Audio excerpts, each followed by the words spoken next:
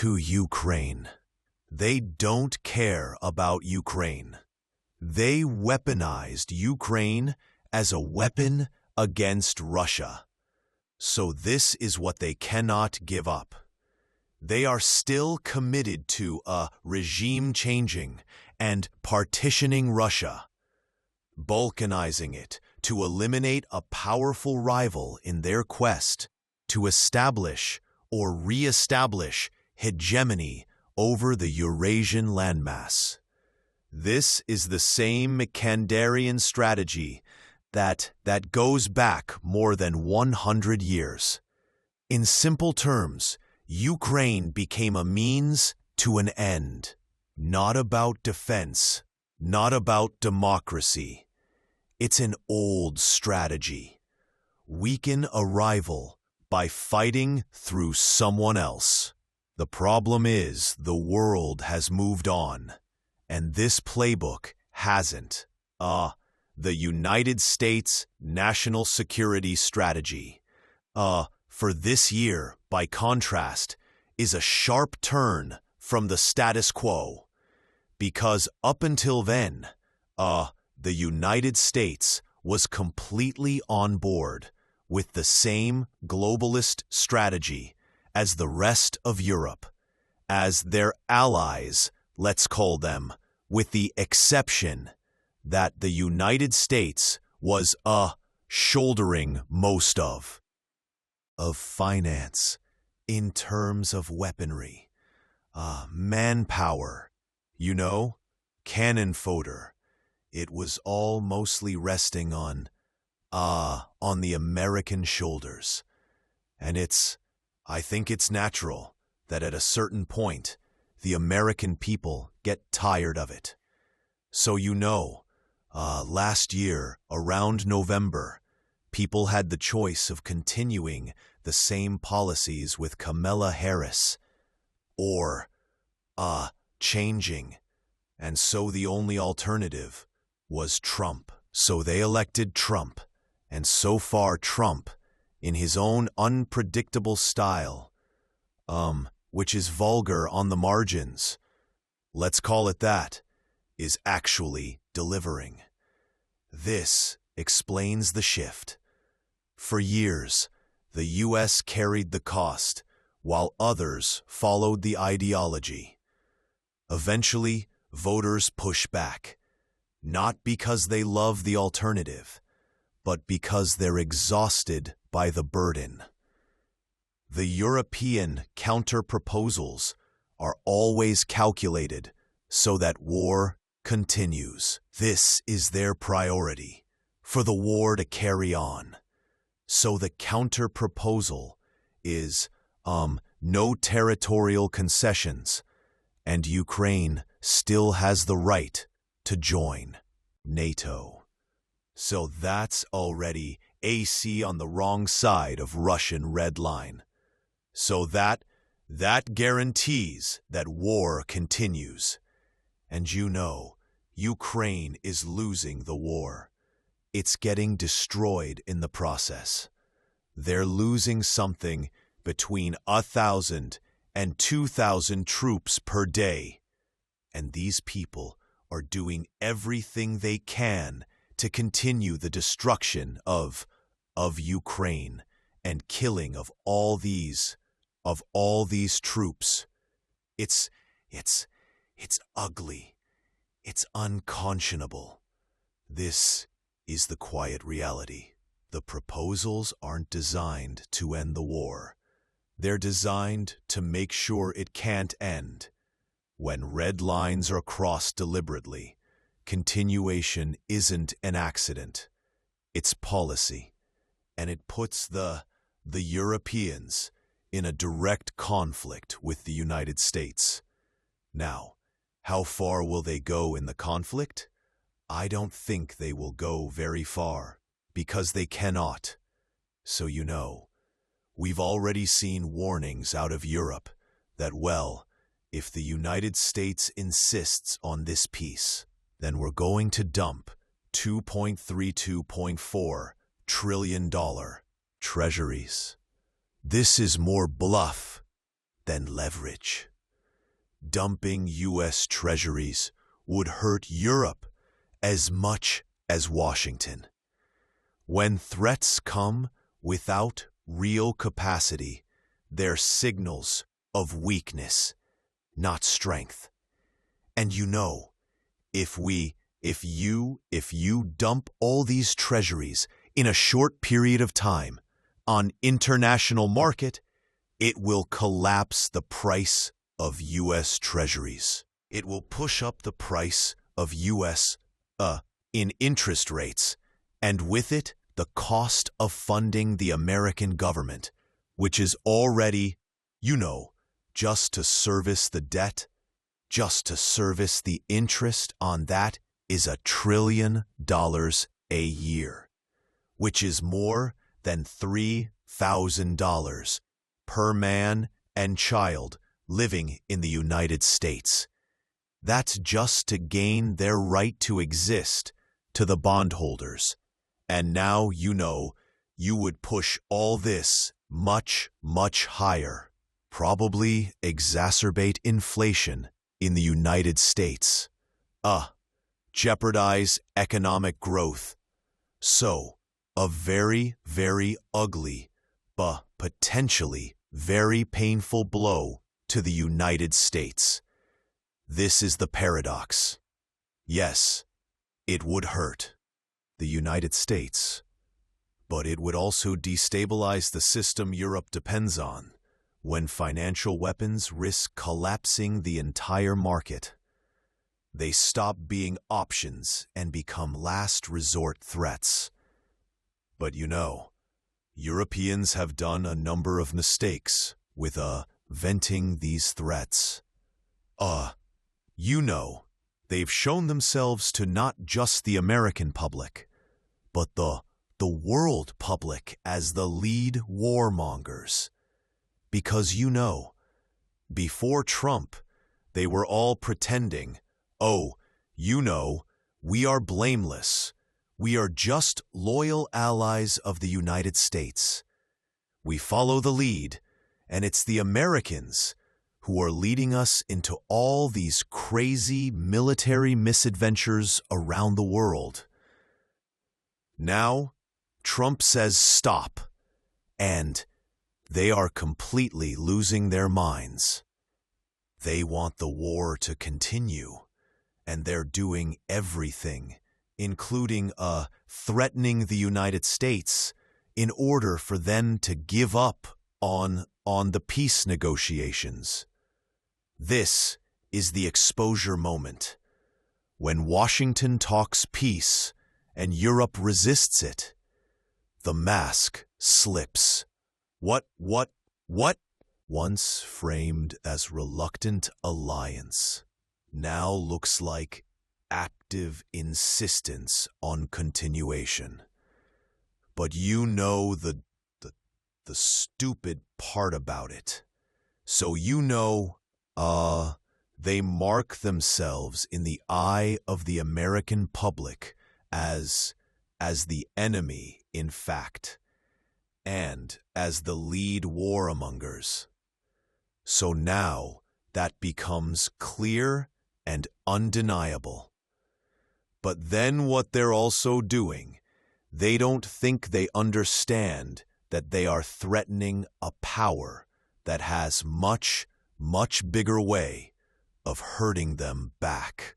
So let's say you dump all the U.S. treasuries and you collapse the price of U.S. Treasury bonds, and you hike the interest rates on the global markets, and so forth. Well, the Europeans need U.S. dollars because this is still the world's main trade settlement currency. So if you want to import oil, gas, coal, coffee, whatever you buy on the international markets, you need U.S. dollars. This is the miscalculation. You can't threaten the financial system you depend on to survive. When your energy and currency all rely on the dollar, escalation becomes self-harm, not leverage. To get US dollars, you need to acquire them. European banks already have serious issues with US dollar liquidity, and for this reason, the Federal Reserve Bank has set up liquidity swap lines with European banks, so that if they run out of dollars, they can draw on these swap lines from the Fed. Well, Fed can cut this off overnight, and then no more US dollars. And that could bring European international trade to grind to a halt. Then what are they going to do? Sell in euros? Are they going to force other countries to use euros as a trade settlement currency? They're going to say no. Pay us in gold or pay us in our currency. And so that's going to collapse the euro. It could spike up the interest rates in your basically, it would be a boomerang. But you throw a boomerang force 1, and you get boomerang force 5 in your face. And then Trump is already looking for any pretext to hike tariffs on his trading partners. And since the beginning of the Trump administration, the people around Trump have treated Europeans with a certain dose of irritation. And now, this gives them, the justification to say, what? What did we say? 15% tariffs? No, wait, it's 500%. How about that? If they can get away with it, they will do it. So I think that the Europeans are acting like hysterical lunatics. And there the mask of, culture and civilization has flipped off completely. They can't seem to let go of their colonial heritage. This is the hard reality. Europe runs on dollar access, and that access isn't guaranteed. When escalation cuts off your own lifelines, the damage doesn't bounce back. It multiplies. And they think that everybody in the world owes them something. And the United States owes them to continually do the dirty work and the heavy lifting at their own expense because of our values, our shared values. Because we're so nice. We're so, we are the garden. Everywhere else is a jungle. That's the mindset, not necessarily of the ordinary European in the street, who is also increasingly oppressed to the breaking point. This is the mindset of the governing establishment in Brussels, in Paris, in Berlin, in London, and so forth. And these people are very, very low-caliber politicians. This draws an important distinction. Ordinary Europeans aren't the problem. Governing elites are. A mindset of entitlement, dressed up as shared values, has replaced accountability. And that gap is now impossible to hide. Israel is the biggest threat to the stability of the region, is not Iran. This guy was behind all of these, supporting all of this radical movement in the Middle East, in the West Asia. Right now, he's totally changing his mindset toward Israel. What is your understanding of the long-term changes that I think that they're already in the process of shaping in the Middle East? I think this started with U.S. withdrawal from Afghanistan because what was the loss of Afghanistan, not in and of itself, But you know what happened then in August of 2021 is that you saw the president of Afghanistan and the governor of the Central Bank of Afghanistan having to flee the country with, duffel bags full of money, catching helicopters and private aircraft. And I think that they went to Tajikistan, Uzbekistan. Then they went to UAE. They had to find a place that will accept them. The very loud message of that episode was that the empire can no longer hold on to their dependencies. Afghanistan was the signal moment. Not protection wasn't guaranteed. The entire region began recalculating risks and that they can no longer afford protection to their agents and their allies or vassals, And so, that means that you're at risk. When you have to take duffel bags of money and catch a helicopter out of the country, that means the protection racket no longer works. This is what loss of credibility looks like when allies flee with cash instead of guarantees. The protection system is already broken. And so I think this is where the avalanche actually started going. And now I think that this new situation with Israel, well, it's not new, but I think that this situation only made it worse because it showed that Israel cannot be defended.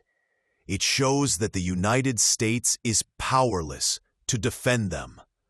When Ansarallah started launching rockets into Israel, the Americans and their NATO allies launched the Operation Prosperity Guardian. That was in December of 2023.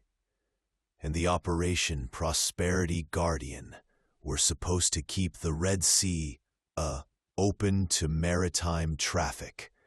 They were supposed to be protecting ships going through the Red Sea and Suez Canal. Well, they were not able to. They basically lost the French and Italian, when they realized that the Yemenis can target them and destroy their ships. They just ran away. This shattered a core assumption. When even a full naval coalition can't secure basic shipping lanes, deterrence collapses. Power isn't what you announce, it's what you can actually enforce. And the Americans in the end had to make peace with the Yemenis and ask them to please don't strike our ships anymore. Thank you very much. We'll stop bombing you too. And we can live happily ever after. So that's what they did, because they couldn't. And, so I think that this is the writing on the wall that is becoming to everybody that you can no longer because the protection by the empire allowed them to deal in an arrogant way, not only with their neighboring countries, but also with their own people, because their job was to oppress their own people for the benefit of the empire. Right? And you can do that if you're protected. If you're not protected, you can no longer do that. So, you have to make nice with your neighbors, and you have to make nice with your people. And so, we saw that in the aftermath of Afghanistan, Saudi Arabia and Iran made peace peace. It was initiated by the Russians. It was brokered to the end by the Chinese. But I think that this was the impetus to rethink, the Saudis, to rethink their future in their region. The Americans can no longer protect you. NATO can no longer protect you. You have to rely on good neighborly relationship with the other regional powers for your protection.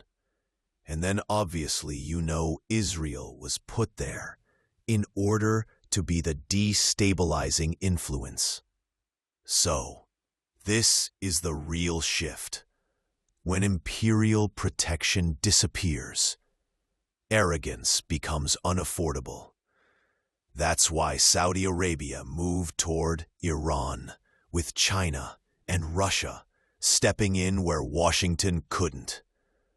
Power is regional now, and those built on permanent destabilization, including Israel, are being forced to reckon with that reality.